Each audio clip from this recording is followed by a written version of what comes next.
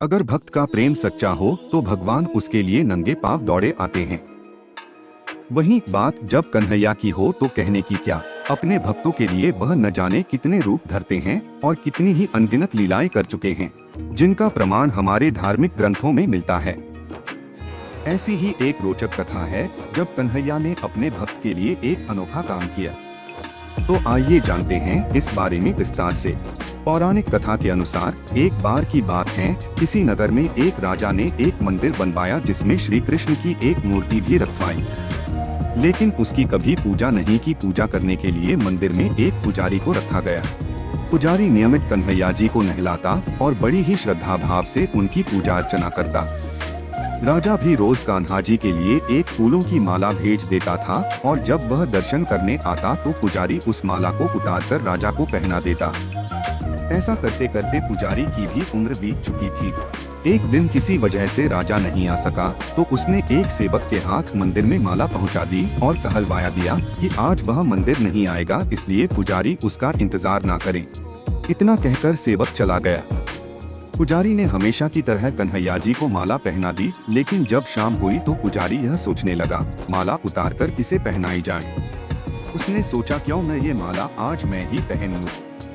वैसे भी मेरी उम्र हो चली है, जीवन का क्या पता कब खत्म हो जाए। इतना सोचकर पुजारी ने माला उतारकर अपने गले में डाल ली, लेकिन इतने में ही सेवक आ गया और उसने बताया कि राजा की सवारी मंदिर में पहुंचने वाली है।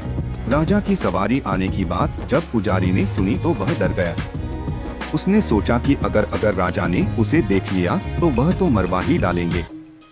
आनन फानन में पुजारी ने माला उतारकर वापस कन्हैया जी को पहना दी। जैसे ही राजा अंदर आया तो हमेशा की ही तरह पुजारी ने माला कान्हा जी के गले से उतारकर राजा को पहना दी, लेकिन माला पर लगा सफेद बाल देखकर राजा समझ गए कि पुजारी ने यह माला स्वयं ही पहनी थी। बस फिर क्या था, राजा क्रोधित हो उठे और उन्होंने गुस्से में पुजारी से पूछा कि माला पर सफेद बाल कहाँ से आया। तब राजा की बात सुनकर पुजारी डर गया और बोल पड़ा, ये तो कन्हैया जी का है। अब तो राजा और भी क्रोधित हो गए, क्योंकि कान्हा तो भगवान हैं और उनके बाल सफेद कैसे हो सकते हैं।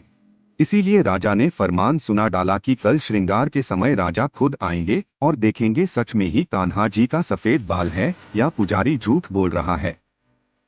उन्होंने कहा कि अगर पुजारी ने झूठ बोला होगा तो उसे फांसी दे दी जाएगी। राजा का फरमान सुनकर पुजारी का बुरा हाल हो गया। उसने सोचा अब क्या करें, कहाँ जाए, अब तो उसका मरना तय है।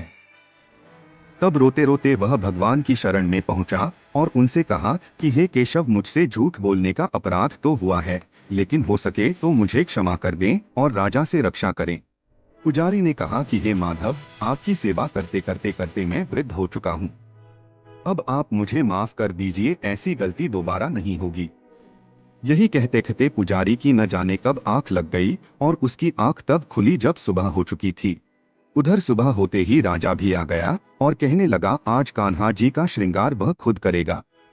ऐसा कहकर जैसे ही राजा ने कान्हा जी का मुकुट उतारा तो देखा श्री कृष्ण के तो सारे बाल ही सफेद हैं। लेकिन राजा को फिर भी यकीन नहीं हुआ। उसे लगा कि फांसी के डर से पुजारी ने ही बालों को रंग दिया होगा। राजा ने सोचा कि क्यों न कन्हैया जी का एक बाल तोड़कर देखा जाए।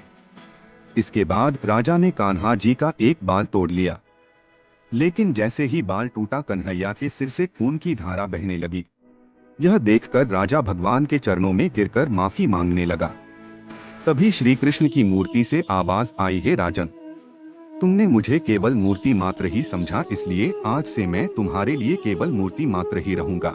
लेकिन पुजारी ने सच्चे मन और पूरी श्रद्धा से मेरी भक्ति की है, इसलिए उसकी अनन्य भक्ति को देखकर मुझे अपने बाल सफेद करने पड़े। कन्हैया जी ने कहा कि भक्ति में कभी भी संशय नहीं होना चाहिए और सच्चे भक्त की लाज तो मैं कभी जाने ही नहीं देता।